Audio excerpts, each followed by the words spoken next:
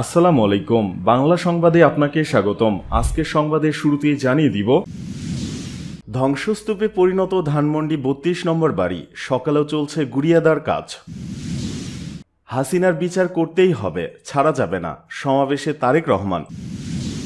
দুর্ঘটনায় সার্জিস আহত। কুষ্টিয়ায় ভেঙে দেওয়া হলো হানিফের বাড়ি। নাটোরের সাবেক এমপি শিমুলের বাড়িতে ভাঙচুর, অগ্নিসংযোগ। ডিবির হাতে গ্রেপ্তার যুব মহিলা লীগ নেত্রী। ধ্বংসস্তূপে পরিণত ধানমন্ডি ৩২ নম্বর বাড়ি, সকালেও চলছে গুড়িয়ে কাজ।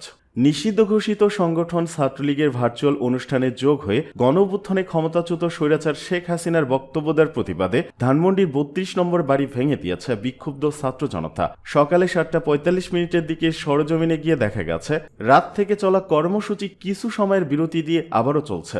শত শত মানুষ এখনও ঘটনাস্থলে রয়েছে। দেখা যায় সারা রাতে বাড়িটির অর্ধেক ভেঙে গুড়িয়ে দিয়েছে বিক্ষুব্ধ ছাত্র জনতা। এতে ধ্বংসস্তূপে পরিণত হয়েছে ধানমন্ডি ৩২ নম্বর বাড়ি। বাড়ির বাকি অর্ধেক ভাঙার কাজ চলমান রয়েছে। বর্তমানে একটি এক্সকাভেটর দিয়ে বাড়িটি ভাঙা হচ্ছে। এদিকে ধানমন্ডি ৩২ নম্বর বাড়ির বিভিন্ন জায়গায় এখনো আগুন জ্বলতে দেখা যায়। পোড়া ধ্বংসস্তূপ থেকে উঠছে ধোঁয়া। গণঅভ্যুত্থানে ক্ষমতাচ্যুত স্বৈরাচার শেখ হাসিনার বক্তব্য প্রচারের ঘোষণাকে কেন্দ্র করে গতকাল সন্ধ্যার পর মার্চ টু ধানমন্ডি ৩২ কর্মসূচি দিয়ে ধানমন্ডি ৩২ নম্বরে শেখ মুজিবুর রহমানের বাড়ির সামনে জড়ো হয় বিক্ষুব্ধ ছাত্র জনতা। রাত ৮টার দিকে বিক্ষুব্ধ ছাত্র জনতা নানা স্লোগান দিতে দিতে ধানমন্ডি ৩২ নম্বরে সমবেত হয়ে রাত ১০টার দিকে সেখানে আগুন ধরিয়ে দেয়। পরে রাত ১১টার দিকে ৩২ নম্বরের বাড়িটিতে ক্রেন ও এক্সকাভেটর এনে ভাঙার কাজ শুরু করে ছাত্র জনতা, যা এখন পর্যন্ত চলমান আছে।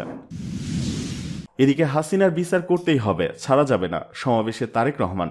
বিএনপির ভারপ্রাপ্ত চেয়ারম্যান তারেক রহমান বলেছেন, শেখ হাসিনার বিচার না হলে আগামী নেতৃত্ব হত্যাকাণ্ডে উৎসাহ পাবে। তাই গণহত্যাকারী হাসিনার বিচারের স্বার্থে সবাইকে ঐক্যবদ্ধ থাকতে হবে। তাকে দ্রুত বিচারের আওতায় আনতে হবে, কোনোভাবেই তাকে ছাড়া যাবে না। তিনি বলেন, দ্রুত নির্বাচনের মাধ্যমে বাংলাদেশের মানুষের প্রত্যাশিত সরকার গঠন করতে হবে। আগামী দিনে মানুষের চাওয়া পাওয়া পূরণে আমাদের ৩১ দফা বাস্তবায়ন করতে হবে। হাসিনার অস্ত্রের সামনে একমাত্র বিএনপি সেদিন সংস্কারের কথা বলেছিল। সেদিন মাঠে আর কেউ ছিল না। ২০১৬ সালে ক্রসফায়ারে নিহত ফেনীর যুবদল নেতা মাসুদের পরিবারকে ঘর প্রদান উপলক্ষে গতকাল বিকেলে আয়োজিত জনসভায় ভার্চুয়ালি বক্তৃতায় তিনি এসব কথা বলেন। ফেনী সোনাগাজী উপজেলার সাবের পাইলট উচ্চ বিদ্যালয় মাঠে আয়োজিত অনুষ্ঠানে সোনাগাজী যুবদল নেতার মাসুদের পরিবার ছাড়াও গত আন্দোলনের সংগ্রামে নিহত বৃহত্তর নোয়াখালী প্রায় অর্ধশত পরিবারকে নগদ আর্থিক সহায়তা দেওয়া হয়। আমরা বিএনপি পরিবার আয়োজিত অনুষ্ঠানে সভাপতিত্ব করেন সংগঠনের আহ্বায়ক আতিকুর রহমান রুমন। তারেক রহমান বলেন, হাজারো মানুষের আত্মত্যাগের বিনিময়ে আমরা দেশকে স্বৈরাচার মুক্ত করতে সক্ষম হয়েছি। তবে গত ১৬ বছর ধরে যারা হত্যাকাণ্ডের সঙ্গে জড়িত তাদের বিচারের আওতায় আনতে হবে। তিনি বলেন, সংস্কারের নামে কোনো ষড়যন্ত্র হলে দেশে অশান্তির সৃষ্টি হবে। যত দ্রুত জনগণের সরকার প্রতিষ্ঠা হবে তত দ্রুতই বাংলাদেশ সঠিক পথে হাঁটবে। বর্তমানে আমাদের ভিতর অনেক অনুচর প্রবেশ করে বিভ্রান্তি তৈরির নীল নকশা করছে। রিজভী আহমেদ বলেন, উপদেষ্টারা আজ কাকে শত্রুপক্ষ দেখছে, সরকারের ভিতরে এখনো হাসিনার দোসররা লুকিয়ে আছে। অবাক হই, সরকারি কর্মকর্তারা হাসিনার জন্য লিফলেট বিতরণ করছে। এত সাহস হয় কিভাবে? এর দায়ভার বর্তমান সরকারের। এদিকে দুর্ঘটনায় সার্জিস আহত। ঢাকা বিশ্ববিদ্যালয় এলাকায় প্রাইভেট কার দুর্ঘটনায় বৈষম্য বিরোধী ছাত্র আন্দোলনের সমন্বয়ক সার্জিস আলম আহত হয়েছে। বুধবার রাত ৯:৩০ দিকে ঢাকা বিশ্ববিদ্যালয় ব্রিটিশ কাউন্সিলের সামনে এই ঘটনা ঘটে।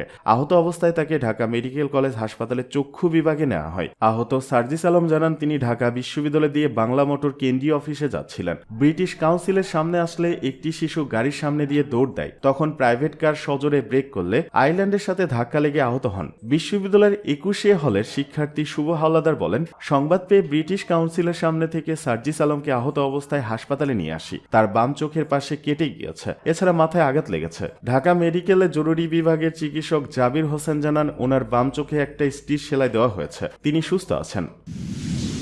কুষ্টিয়ায় ভেঙে দেওয়া হলো হানিফের বাড়ি।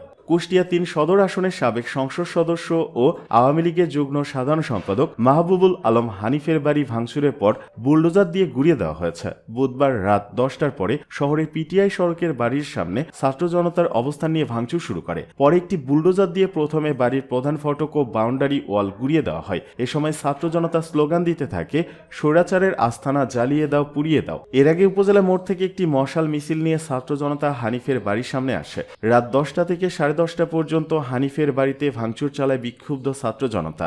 সেখান থেকে মিছিল নিয়ে কুষ্টিয়া জেলা আওয়ামী লীগের সভাপতি ও কুষ্টিয়া জেলা পরিষদের সাবেক চেয়ারম্যান সদর উদ্দিন খানের শহরের কদমতলার বাড়িতে ভাঙচুর চালানো হয়। এর আগে গত 4 আগস্ট ও 5 আগস্ট গণঅভ্যুত্থানের পর হানিফের বাড়ি ভাঙচুর করা হয়েছিল।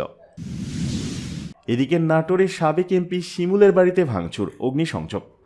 নাটোর 2 আসনের সাবেক সংসদ সদস্য ও জেলা আওয়ামী লীগের সহসভাপতি শফিকুল ইসলাম শিমুলের বাসভবন জান্নাতি প্যালেসে আবারও অগ্নিসংযোগ ও ভাঙচুর চালিয়েছে বিক্ষুব্ধ ছাত্র জনতা।